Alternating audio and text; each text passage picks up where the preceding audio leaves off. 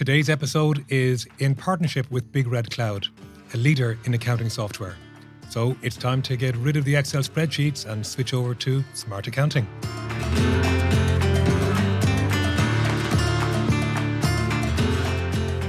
So Sean and I go back quite a few years. Sean, I don't know how many years it is when you and I worked together in Bank of Ireland, Northern Ireland, when I did a project with you.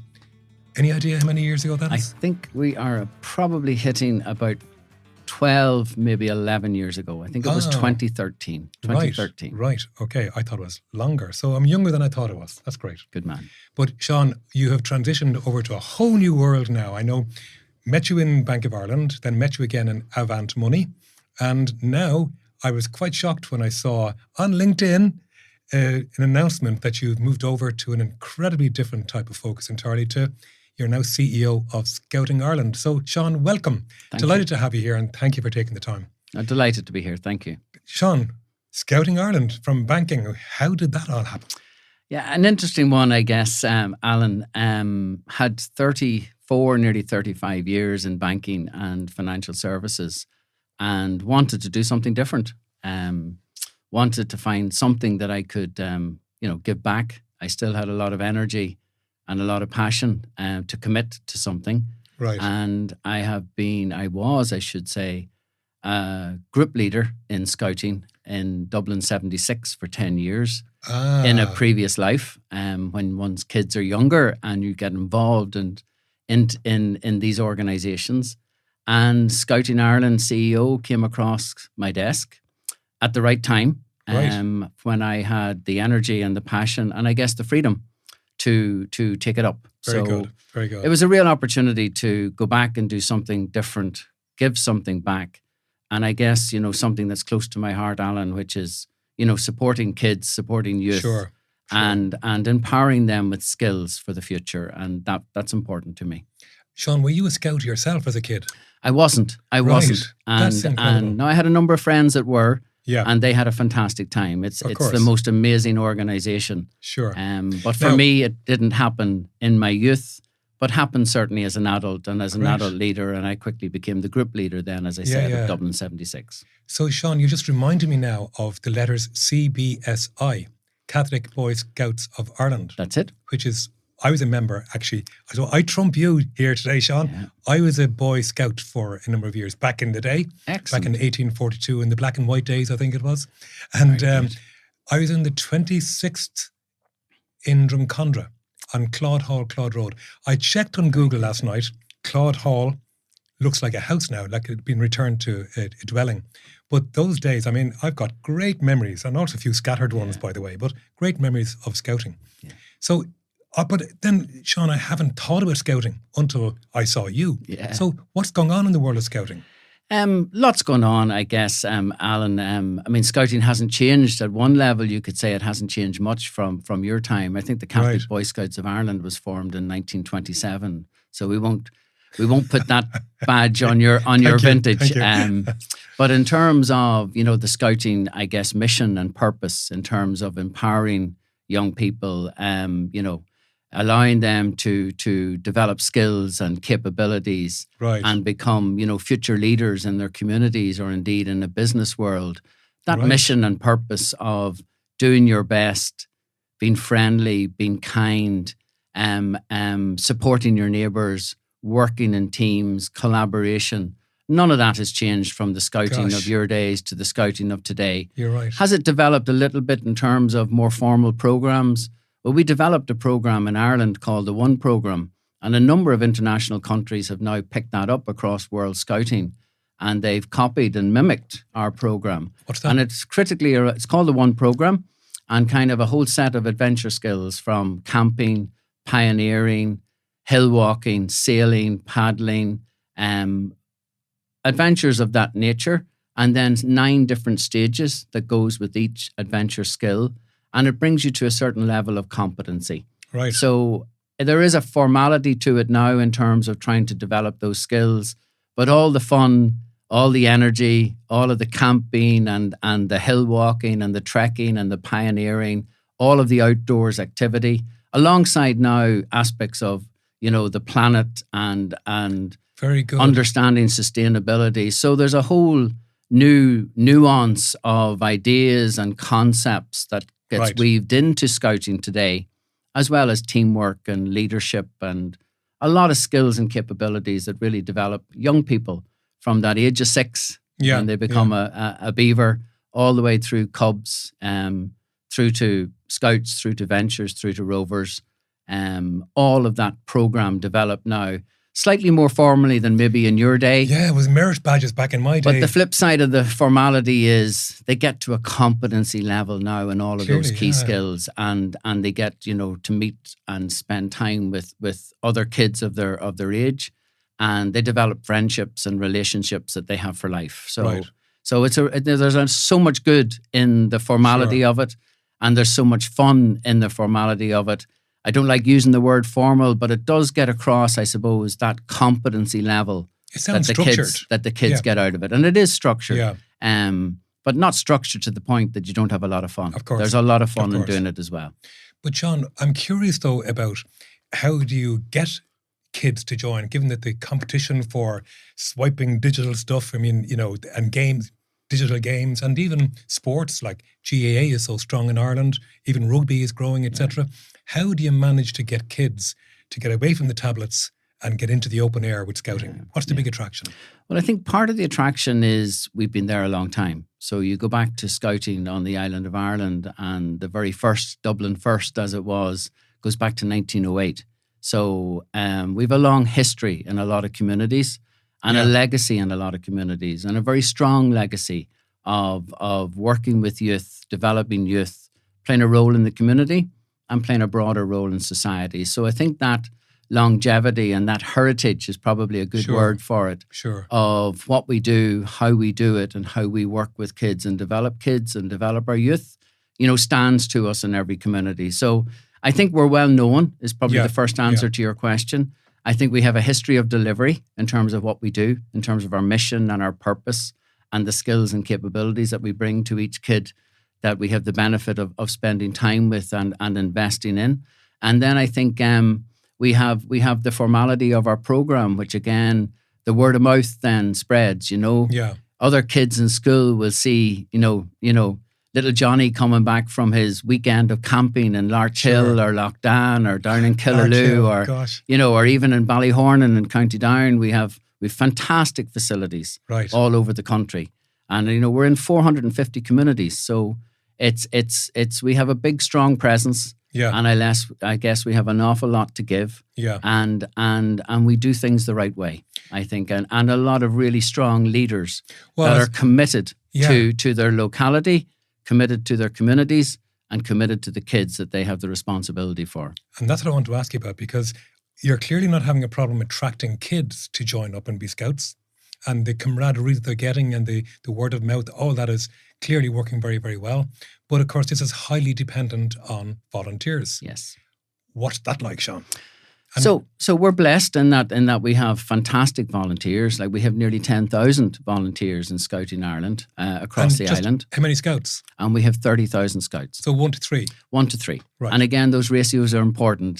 Just as any organisation or any entity or any business, you have to have rules and processes and procedures that keep everybody safe and make sure we do our business the right way in terms of risk management and indeed in terms of protection. Yeah, absolutely. Safety, I know, is hugely important too. It is, and safeguarding and vetting. I mean, we in my opinion, we're national champions at that. We have a fantastic safeguarding manager in Stephen McLean. Him and his team do a great job across vetting across the whole of the island, and it makes sure that we can stand up against the very, very best in terms of our procedures, our processes, and our safeguarding for every kid that comes into our company. And that's very important to me for sure. But how do you get consistency, Sean? Because 10,000 volunteers, that's an army. And then there's different personalities, different time availabilities and so on. Yeah. But consistency of style and being true to brand scouting, as it were. Yeah. How do you manage that? So it's a juggling act and very much a juggling act. I mean, we have 10,000 volunteers. there'd be a fair amount of turnover in those volunteers, as you can imagine. Yeah, of course. And it's a big commitment. It's a big commitment for parents, and it's a big commitment for non-parents that continue to be volunteers today in terms of time and effort. We spend a lot of time on training. We have a lot of training programs, and we train our adult volunteers all the way through, from the different skill sets to the different competencies, to what being a scouter is, to what it means in terms of what we expect from them, in terms of their time commitment. So we're quite upfront about the reality of the commitment. Yeah. And we're very formal around the training and expectations. And we're very supportive then in terms of being flexible. So a lot of that training can be hybrid now, can be online. A certain amount of it cannot be in terms of safeguarding. That cannot be and has to be done differently and done right. But it's a constant challenge in keeping the numbers right. Yeah. Getting good volunteers, getting them to stay with it. But a lot of it is they're committed. They're committed because their own kids are involved. Well, indeed. And they stay with it. And then ultimately, even when their kids come to a certain age profile and either, expire their time with Scouts or indeed drop out, which happens from time to time, often you'll find the parents will stay on. They Wonderful. get so much back from it. When you see kids from 6 developing into young adults and adolescents and into young adults, and you see how they have blossomed and become somebody very different from the child you took in to the young adult Building that's capable, so on, that is confident, capable, and able to go out into the world and express themselves. I think that gives you a lot of pleasure. So our volunteers stay engaged and connected because it's what they do, and it's because of what they love to do. And they love to see those kids, to empower those kids to become something more and something different and play that role in society. And Sean, I think if I was a recruiter and I had choices around 3 or 4 or 5 different candidates, and if they were all equal in terms of their experience and their what age and profile, but if scouting would stand out for me, why? Because to be a scout, you've got to understand things like discipline, camaraderie, teamwork, getting things done, being action focused. Would that be fair? Oh, 100% fair. So it has to be a huge boost for a CV for a child to have gone through. Very much so. Yeah. Very much so. And I know we talked earlier about our own scouting backgrounds and our involvement. And you look in often at, the senior leaders and senior influencers that we all have in society today. And you even take, there's 12 people have walked in the moon. Yeah. 11 of them were Scouters, Alan. Really? So it gives you a real sense of what scouting gives to people, that confidence, that connection with the planet and sustainability. And I guess just an ability to relate to people. You become a team player. Yeah. You become somebody that collaborates. Like you take on some of the challenges. You take on the Crean Challenge is coming up now in a couple of weeks' time in Iceland. What? The Crean Challenge, so Tom Crean. Oh, right, okay. And it's probably one of the toughest aspects of scouting to be able to compete and to be able to deliver and complete, I guess, the Crean Challenge. And it's extreme in terms of the environment, and it's extreme in terms of the energetic aspects of it. Sure. But it gives us a sense of those challenges for kids. They can see these things to go for, and they know when they complete them on the other side, that sense of achievement is phenomenal. Sean, you're bringing back memories here. My head is buzzing of different trips I went on, like one-day hikes down to the Larch Hill, for example, or weekend trips. Yeah. But what I remember distinctly, the campfire days, in the evening time, you get around the campfire and singing, ging, gang, gooly, gooly, gooly, gooly, wash, wash. Did you know that? Oh, 100%. I mean, my God. Yeah. They really were great crack days. Yeah. And I remember some great characters. You meet all sorts of characters, good characters and others that might be a little bit of a pain. Yeah. But Sean, in terms of the volunteers, what's the training that they get? How long does that take? So again, there's different versions of it. So obviously, the safeguarding and vetting is a 2-3 days over 2-3 weekends. But it's also the training that they would have in terms of safeguarding and child protection. So that's a very formal aspect. Then they would have a day's training on being a scouter, and then the training, depending on which version of scouting they're becoming part of, there would be other aspects of it again. So in any 1 year, an adult leader could expect to have 4 or 5 days of training, to answer your question. Up front, yeah. It's that 3 days, but then any year after that, you have another 4 or 5 days of training. So it's quite significant because you think about that, they're volunteers. It's not on a Monday or a Friday. Yeah, sure. It's at a weekend. So a lot of the time commitment is at weekends, and that's why we have to admire the volunteers that we have, because they're giving up their free time to do good for others. Sure. And I guess there's different skills that some would have skills or favorite lean more towards perhaps outdoors and particular skills like building stuff, for example, and others might have different skills. So you this is your chance, Sean, to do a shout out. Go for it. And again, so to answer that question, Alan, that's why you would have, you have more than one leader in any trip. So whether it was Cubs or Beavers, and you bring the mix of skills in, because what you can't afford is that the kids only do hill walking. Very good. They have to start to touch all of those adventure skills and have variety, and that variety that comes into play, and then the competency levels that we want to achieve for them, not just to mind for themselves. So getting the mix right in terms of the leaders in any particular trip is important. Right. Because then you get that mix of skills. So Sean, I'm really curious. This is the Boardroom Insights podcast. I'm really curious to know about the commercial model. Because I know you've come from a banking world, which we'll talk about, but this is, Scouting Ireland is a charity. But at the same time, it has an income and expenditure. It's not a P&L, it's income. I'm assuming income and expenditure, yes, or indeed. Whatever you call it. But I'm curious to know, where's the money? Where's the money in this? Yeah. There isn't very much if that's the right starting place, Alan. I mean, one of my biggest challenges is funding and I guess diversifying the income for Scouting Ireland, and that's something we very much want to start to turn our attention to. Sure. At the minute, we get a grant from the government, so the Department of Children and Education. And is that linked to the number of children? It's not really. It's kind of a blanket. Amount? It's a blanket amount. I don't want to be critical of it because we're very appreciative of it. But if you break it down into what does that mean for an hour of what Scouting invests in a kid today, it's about 71 cents. Oh wow! Yeah. Wow, so the majority of our money comes from our membership. It comes from a membership fee that we charge, obviously kids and therefore their parents, for the services that we provide and for the quality services that we provide and the skills and capabilities that we provide. So membership fees is 70% of my income, if I'm being honest, Alan.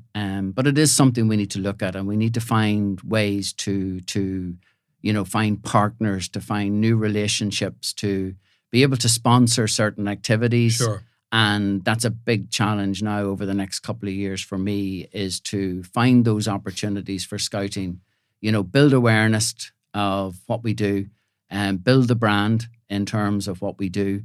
And evidence for people, because people look in at their local community and Scouts, and it's a fantastic organisation doing fantastic work, and everybody has positive things to say.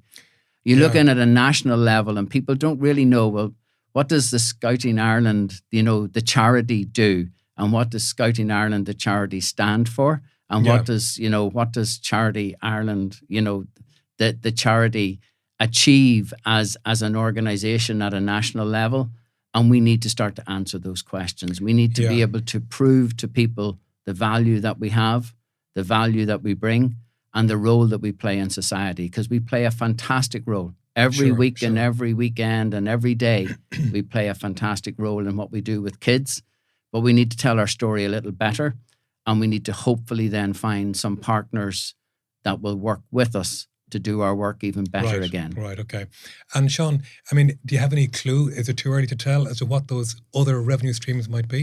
I think it's a little early. It's a little early at this point. Because you're only 5 months. You're only 5 months. I'm into my fifth. I'm into my fifth month. Right. I am indeed. Right. And it's a little early in that we have some ideas and we're creating certain ideas. We have a few initiatives.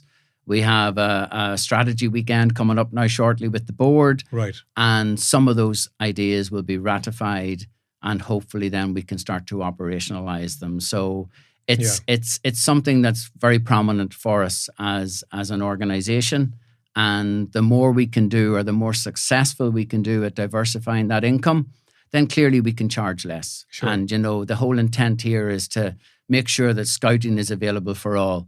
We can't afford to price ourselves out of local communities. Sure. That certainly would be failure as far as I'm concerned. I want to make scouting, if possible, free for every kid, if we can do it. We have to be able to, we do so much for every child that comes into that comes into scouting, and I'd love to be able to do that for more kids. Wow, that's quite an aspiration. And Sean, I know you, as a registered charity, you've got to abide by the governance code and all that goes with that. I mean, that must have been quite a culture shock for you. But in fairness, coming from banking, there's a lot of compliance. I get that. But what was that like? Yeah, so not overly different, I guess, Alan, in that, I do come from a banking and financial services and central bank regulated entities. Sure. So, the charity code and charity governance and what that means in terms of delivering on the legal, financial, regulatory side of the charity. Yeah. Not a lot new in that for me.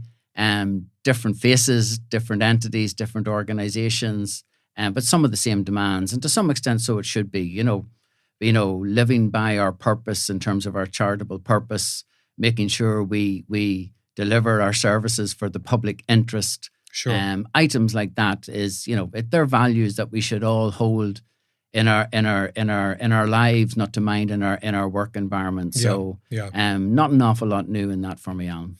And your board then, Sean, how often do they rotate the membership? Yeah, so the board membership is every 3 years. Oh, right. Every 3 years, yeah. Right. Okay. So you try to get the balance right in terms of a volunteer. We are a volunteer-led organisation, so you want to make sure that voice is heard around the board table in terms of governance and oversight. And then similarly, you want to make sure that you have, the external legal or the external financial or some real expertise that you can buy in from the marketplace. Sure. And by the way, Sean, just as another thought, back in the day, in the black and white days, Boy Scouts and Girl Guides. Are the Girl Guides now gone? No, they're still there. Oh, okay. You still have several Girl Guide entities on the island of Ireland. And certainly in the Republic of Ireland, we still have 2.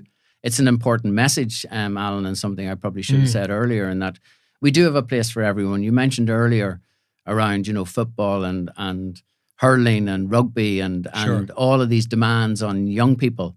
You don't have to be the best at anything to come into scouting. So it's children of all abilities. We have absolutely a place for everybody in scouting of all abilities, and I think that's part of the role that we play. In that we don't seek anybody to be the best at anything. We want each child to be the best they can, and that's up to us to try and empower them to be that person. So, Sean, back to the business part of this. So, what was the biggest challenge you faced when you arrived? The biggest challenge, because you're a commercial animal, I know you are. Yeah. I know you from old. That certainly everything was about doing the right thing, doing things the right way. But show me the money. Any business has a need to drive profit. So, how did you cope? So, what were the challenges? Yeah. So for me, so certainly funding was an initial, challenge in that, just understanding the model. Understanding, we implemented a fee increase within my first week of joining. Oh, you're popular, I'm sure. So that brought certain challenges, Alan, as you can imagine. It was a very necessary one. We hadn't had a fee increase in 4 or 5 years, and like anybody, we have bills to pay. We have buildings to run and salaries to pay and electricity bills that have gone up, etc. So fees and income was certainly a challenge in that very near term in those early days. Getting out and about was another aspect of just wanting to be present. I'm a real believer, as you know from our time together, in visible leadership. So I wanted to find out for myself what the inbox looked like. I didn't want to inherit, my predecessor's inbox. Sure. I wanted to understand from everybody what were the biggest challenges for scouting over the next 2, 3, 4 years. And then therefore by default, what role could I play in starting to shape those, understand what that means for us as a strategy, and then starting to implement the plans in respect to that. So, I had some early door issues with fee increases. I had some early door issues with unions, believe it or not. Unions. I had some early door issues with some of our buildings. So there was a very clear suite of priorities in the And the early days. Sean, give me a sense. But in saying that, though, I just to finish on it, Alan. Sorry. Like, not an awful lot of challenges, to be fair. You know, the organisation is well run. There's a very good board there. There's a lot of really strong, capable staff doing a fantastic job. And there's volunteers, as I've said already, just doing fantastic work every week and every day. So it's not that there was a whole suite of challenges to be addressed. But do we have some? Yes, we do, like any entity and like any organisation. But we're getting on top of those pretty quickly. And we believe that we can start to, you know, shape up a very, very bright future. So, Sean, in terms of numbers, I'm not asking you to reveal anything that is sensitive or confidential, but like, give me a top line. How much money is swishing around the place at an income level? Very little. Right. Very little. Okay. So very little. So, you know. But how many people on your payroll? On your direct payroll? 40 people on our payroll. Well, you get a sense from that then. Yeah, you get a sense from that. Right. There's not a lot of money in it, Alan. There needs to be in terms of developing and providing services and so on. Well, it's just to do more of what we do. Sure. Like, I know there are waiting lists across the country for, you know, to get into scout groups. You know, if we could do something about that, there's even more kids that we could support, even more kids that we could empower. And, you know, when I say empower and support, like, we're playing a role in society. We're in every part of society. We're not just sitting in, you know, the South Dublin suburbs. We're in communities, and very challenged communities. And that's why I go back to my membership fee comment around, you know, trying to do these things as close as we can to free. Because there's so many kids that are priced out of this. And they have so many kids that could benefit from what we have to give and what we offer. And we need to get that balance right, you know. So, like, we have a World Jamboree coming up now in Poland in 2027.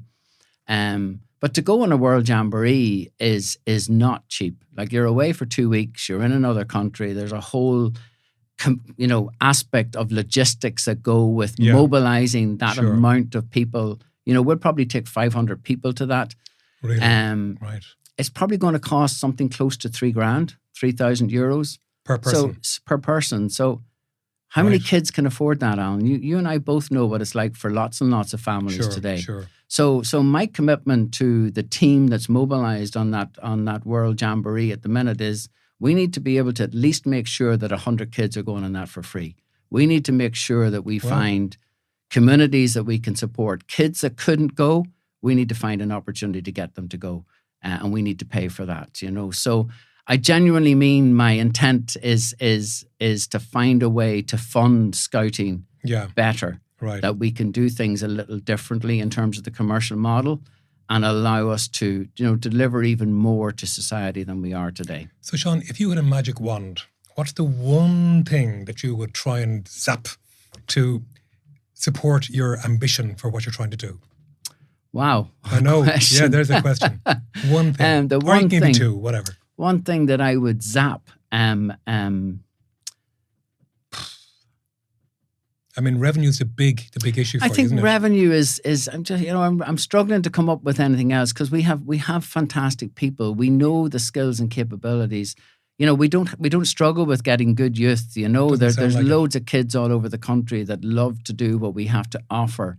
Funding is probably my biggest challenge, and just doing more of what we do, and doing it for less in terms of that cost to every family and every parent. That's probably my biggest challenge.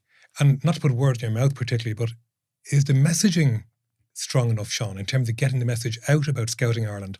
Now, I haven't had reason to listen and to be tuned into scouting since my kids were much younger, but I don't see much, or I haven't seen much around scouting.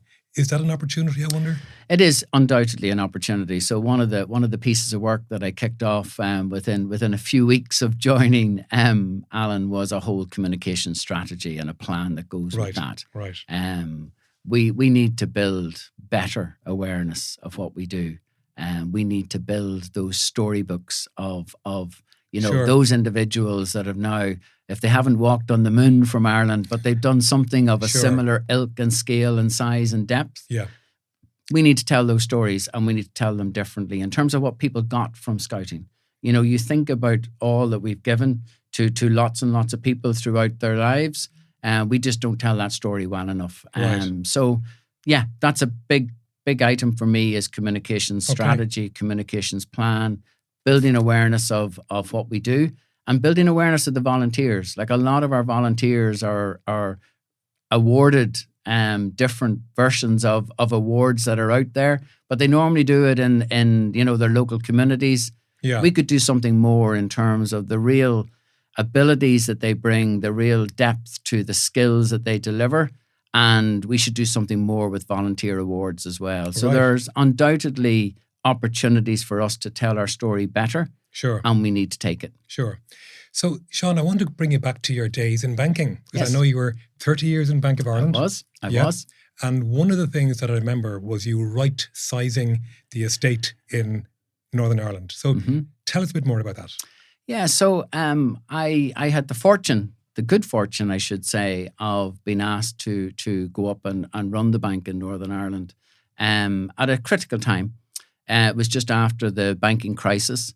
And therefore, the branch network and indeed the business network needed a reboot, for want of a better word. Sure. But part of that reboot can't be just a bit of visible leadership and a bit of camaraderie and let's do better and let's do differently.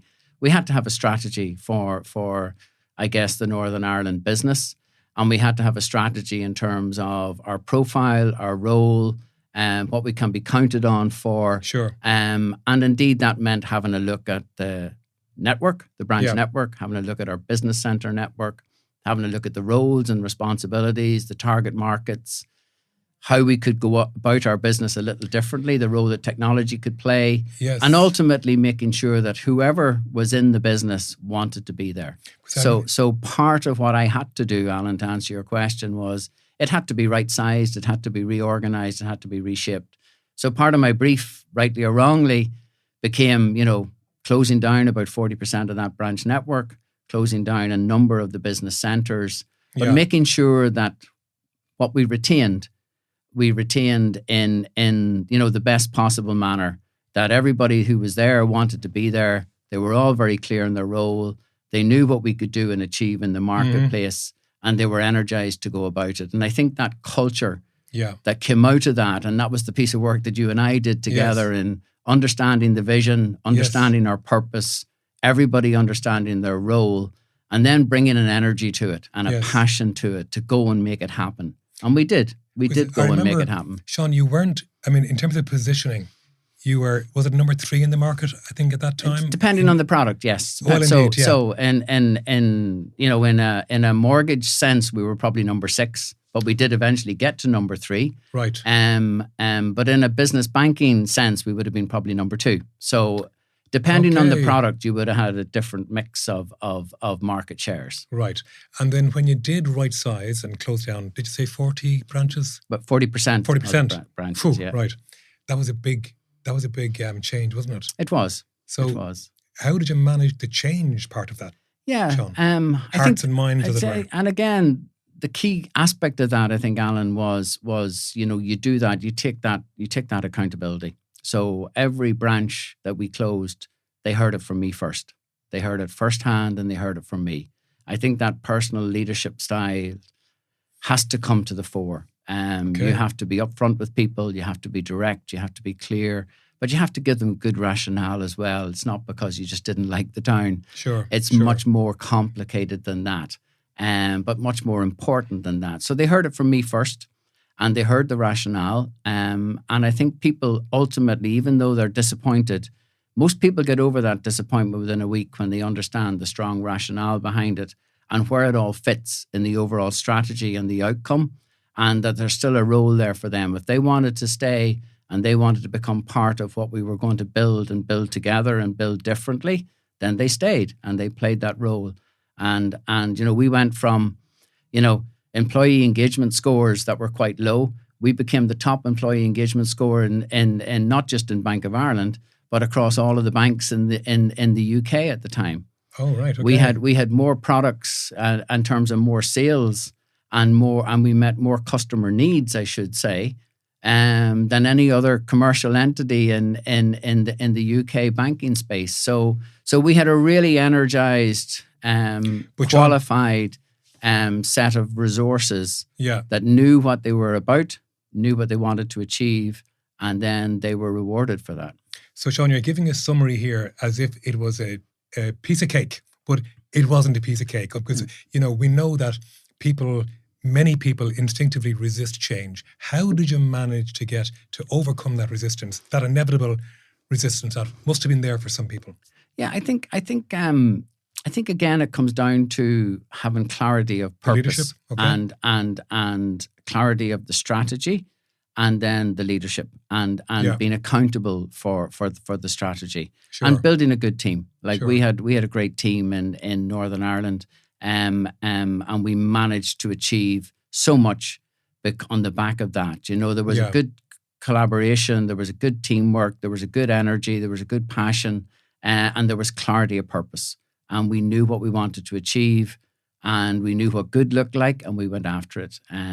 So I think being able to engage with people, being able to connect with people, and then taking accountability and visible leadership, they were probably the key components of where the success came from. Well, it reminds me, Sean, it sounds to me like you put into practice a concept which I strongly believe in. And if I can explain it this way, Sean, imagine if I had come in here today to you with a brand new jigsaw puzzle in the shrink wrap, and I emptied it out, put it there on the table, but I hid the lid on the box from you. Ah, yeah. How many Fs would there be inside 5 minutes, I suspect?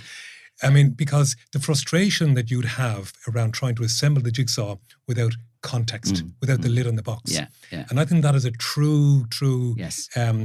Mindset around change. And I think leaders miss that bit. Clearly, that was priority number one for you, showing that authentic leadership, being out front and giving context, and the why. The why is so important. Yeah.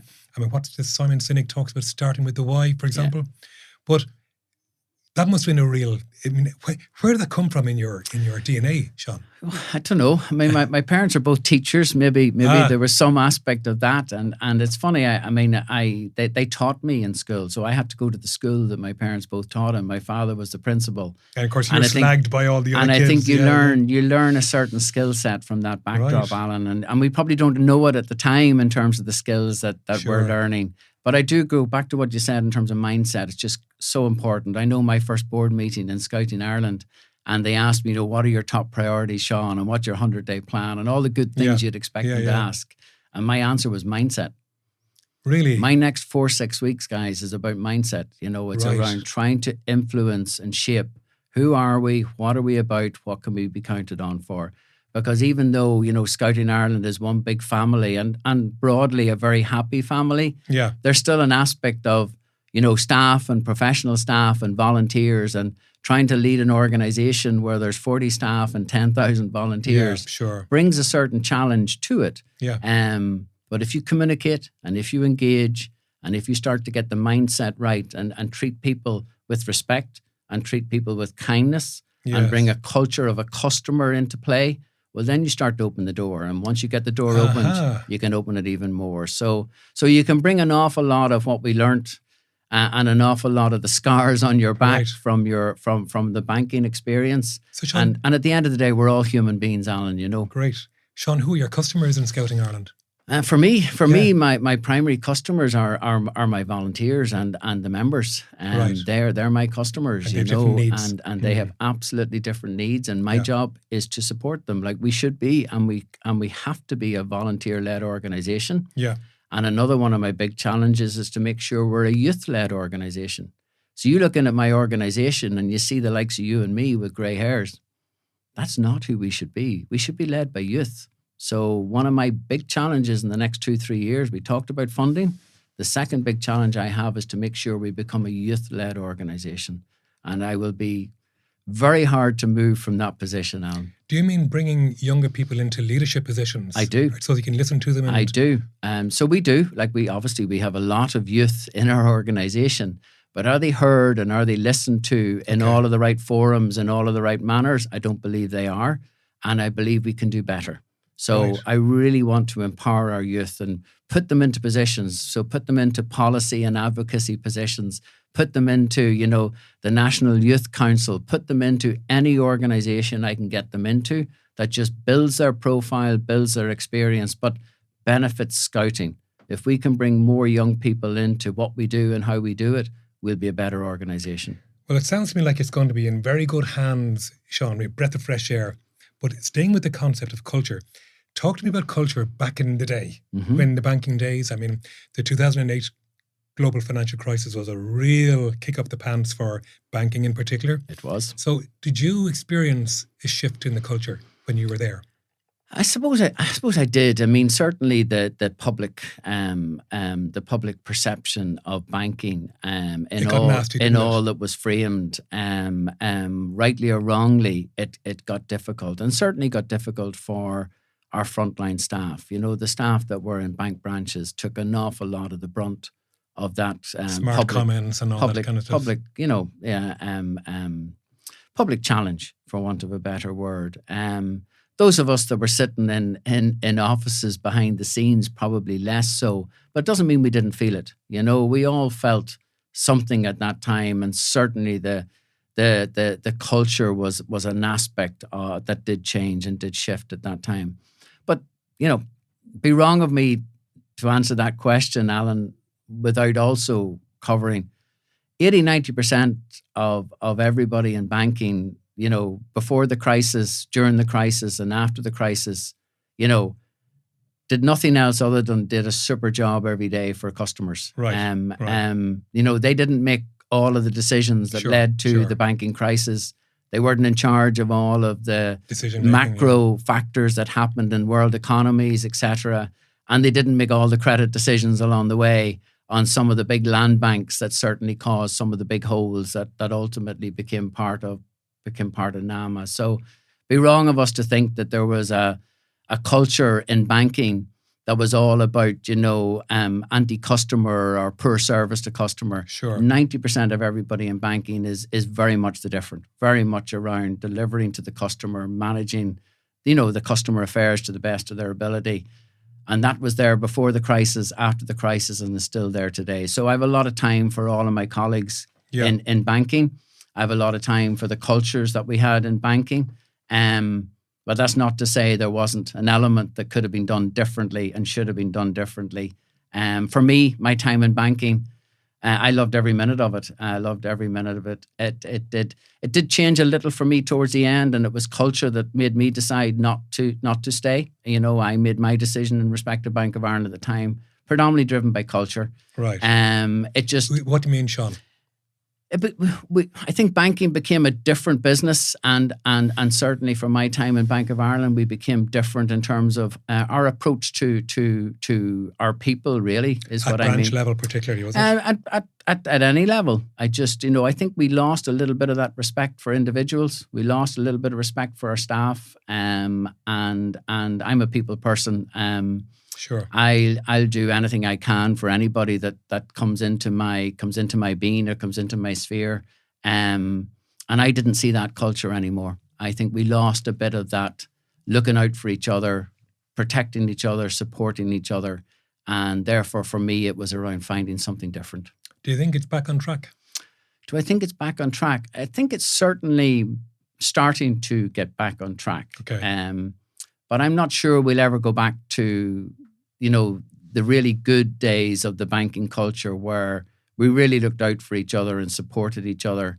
I'm not sure there's too many businesses left like that anymore, and therefore Sean, to think that banking will go back to that, I'm not sure it will, to be honest. We've got to have hope. And what about Avant Money? You moved to Avant Money then. I did. So who are Avant Money? Avant Money. So Avant Money are currently owned by Bank Inter, Spanish bank, probably the fifth biggest bank in Spain at this juncture, possibly fourth. So they'll correct me for that one.